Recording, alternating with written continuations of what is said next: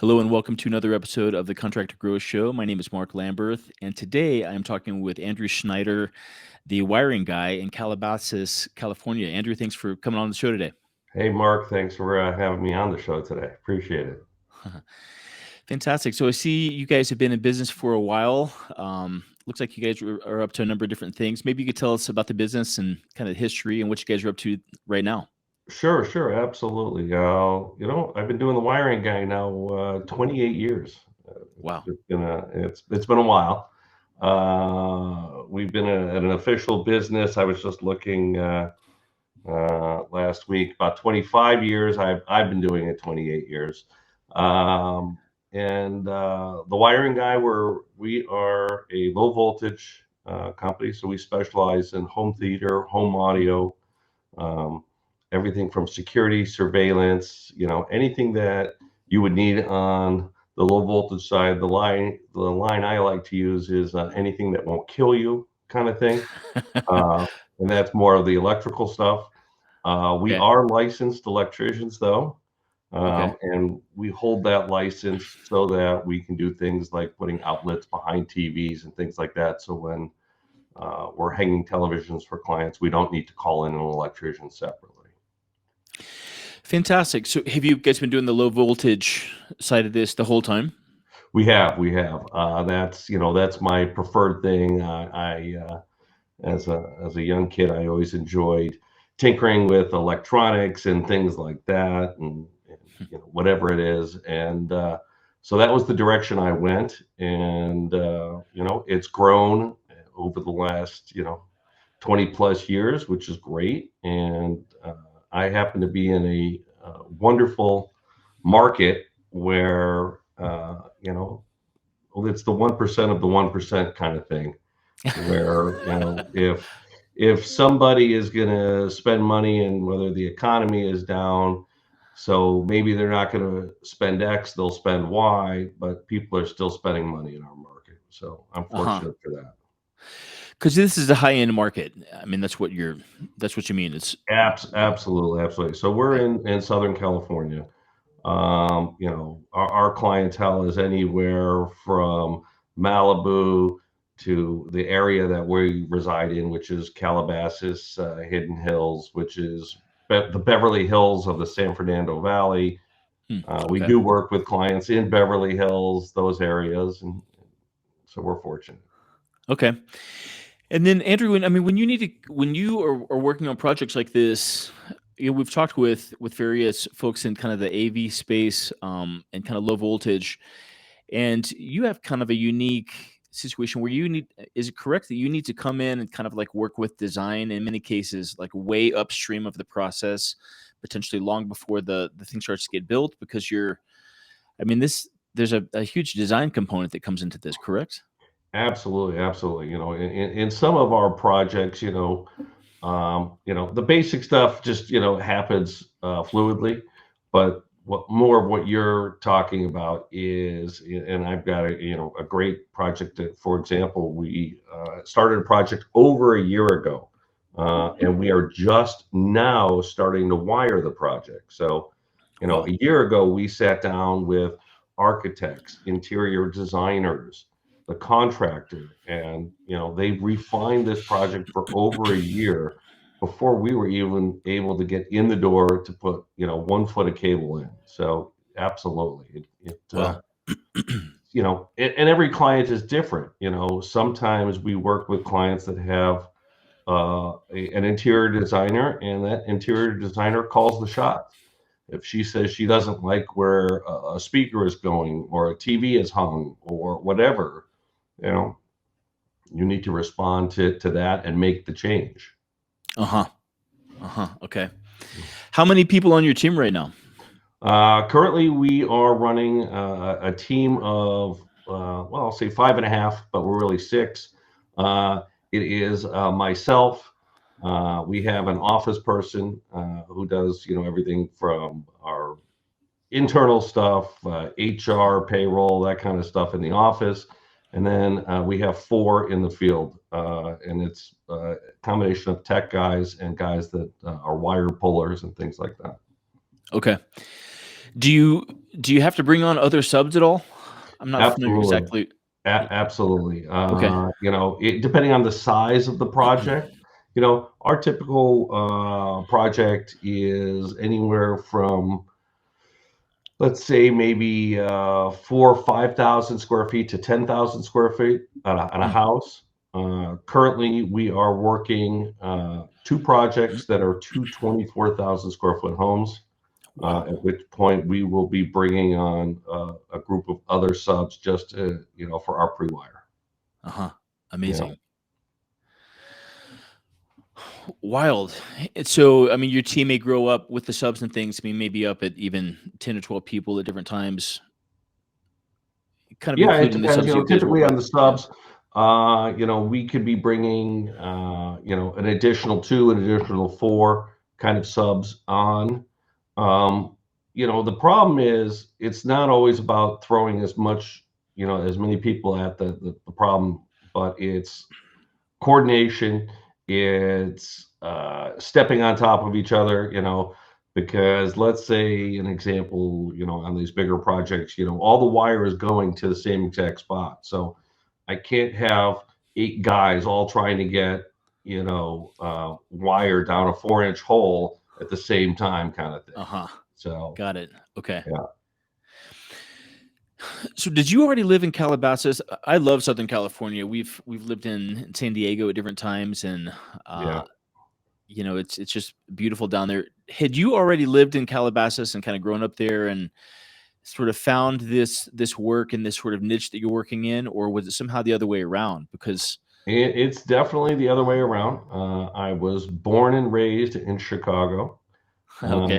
Made my way out to Arizona, where I went to school at the University of Arizona.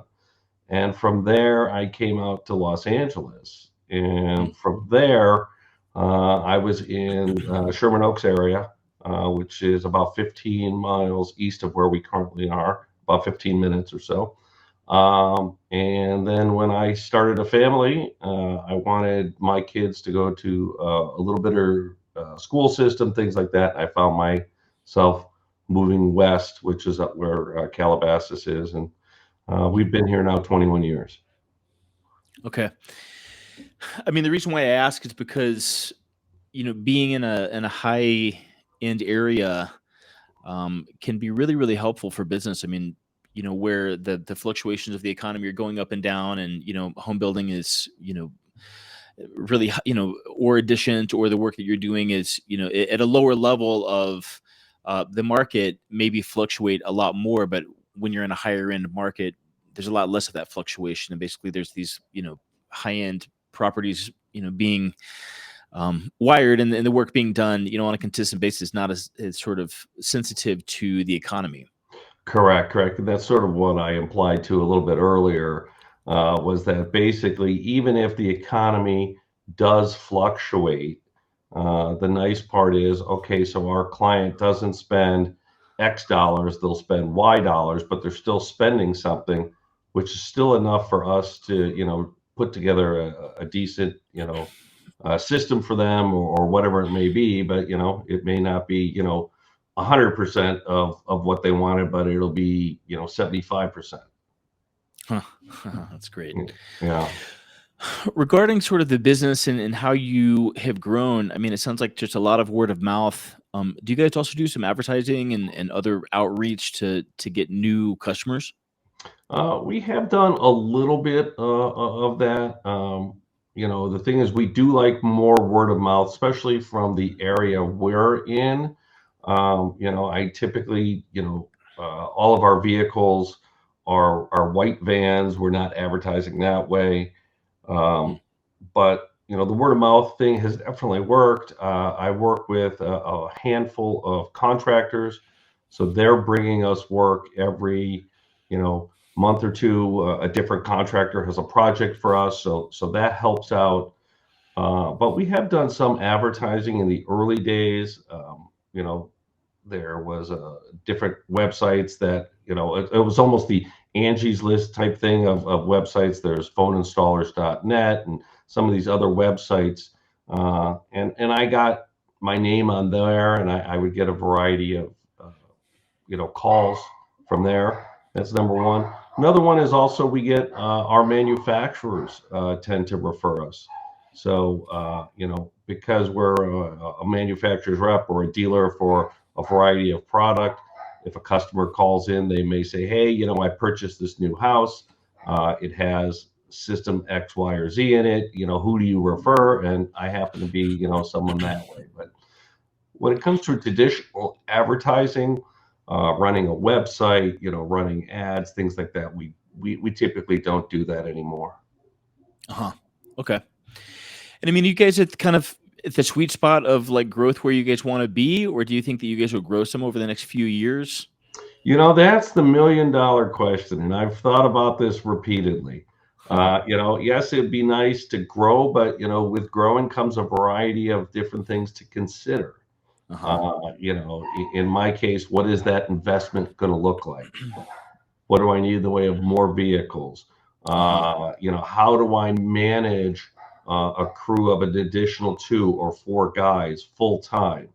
If we do have a slowdown, which slowdowns do occur, and I actually welcome them when they do occur, because finally I get to stop and breathe.